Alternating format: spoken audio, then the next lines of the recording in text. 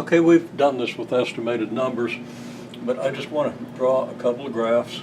One that would be characterized by a lesser y factor, one by a greater y factor, with both y factors bigger than 1, so that the graphs are actually increasing. Remember, if the y factor is less than 1, the graph decreases. So,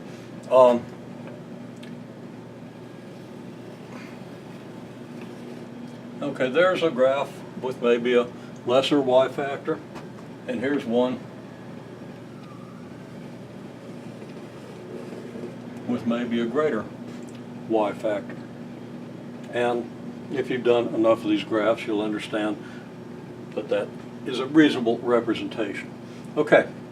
Now, what we're looking at and what we've done with the numerical estimates in the preceding graphs is we've looked at a sequence of slopes of tangent lines.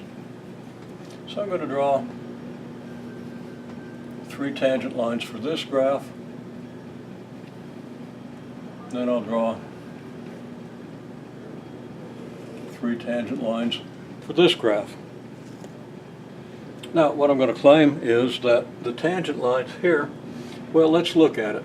The x-coordinate point of tangencies, the x-coordinates of the points of tangency are about here, here, and here. X-coordinates here, here, and here, comparable locations. How many times is this,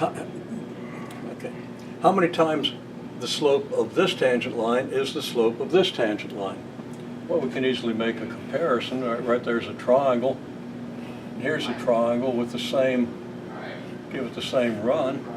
The rise of this triangle with the same approximate run is probably 3 times the slope of this triangle, and slope on this one is probably not quite 2 times the slope of this one. So that it's very plausible that if we let this stand for the slope of this triangle, the slope of this triangle is about 1, so we come over to this x-coordinate and we go up to 1/3 of this,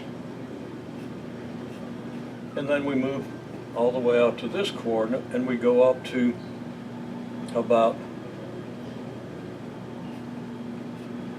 2/3. Our graph appears to have some downward concavity. This graph, x-coordinates here, here, and here. Okay, we've got a very small slope here. This slope appears to be at least 4 times this one. And this slope, if we extended this out to an equal run, we'd have to go all the way out to here, probably has 10 times the slope. So if this stands for the slope of our steepest tangent line, we have it here. Here, we have one that's maybe, yeah, 4/10 as big as that one. That's consistent with my previous estimate, so 4/10 there, and then about 1/10 here, and we clearly have a graph that's concave up. So,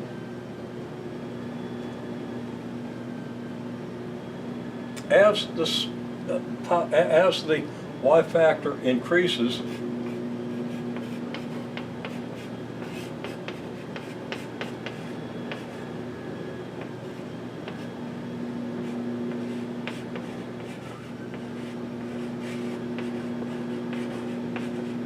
slope graphs change shape.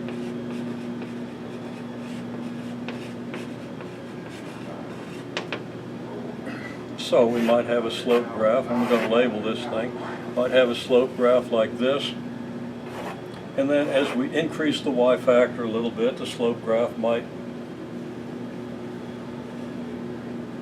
go like this, just a little bit of downward concavity. Go a little further, and we get maybe a little bit of upward concavity. Go a little further, maybe we get a whole lot of upward concavity. Okay, now is there a sweet spot? Okay, is there a sweet spot where the graph is linear. Didn't really leave myself room to draw that, did I? So I'm going to just kind of sketch one in here.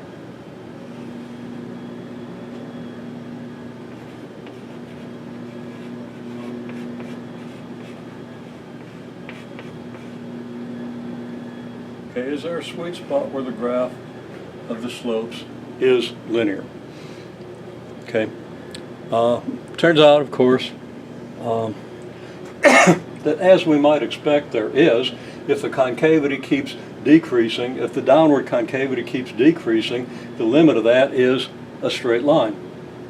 And if the upward concavity, if we come from this end, keeps decreasing, the limit of a decreasing upward concavity is a straight line.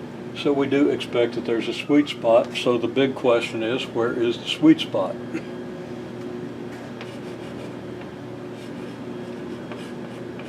What y factor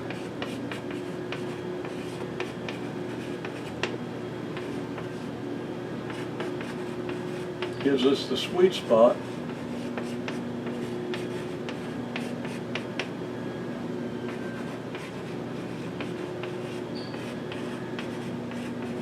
where the concavity is neither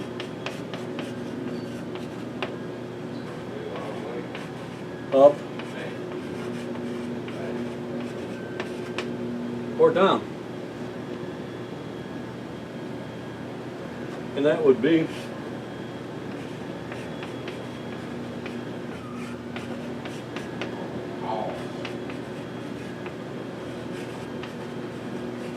a straight line graph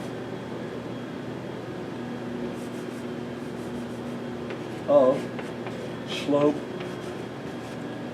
versus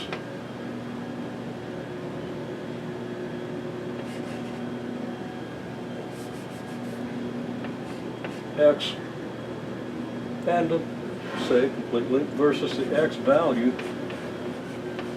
of the point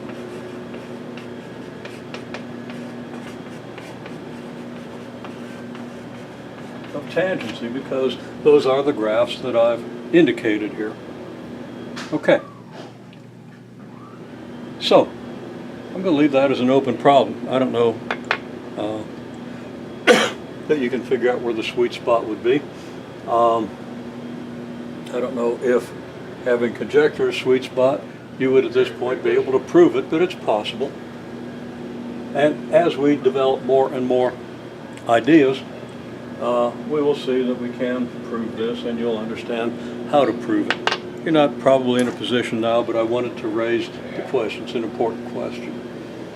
And then there's a question, what if 0 is less than a y factor less than 1? So, you know, how did the graphs behave then? And what can you say about concavity and so forth? And you know, what do the graphs of slope versus point of tangency tell you?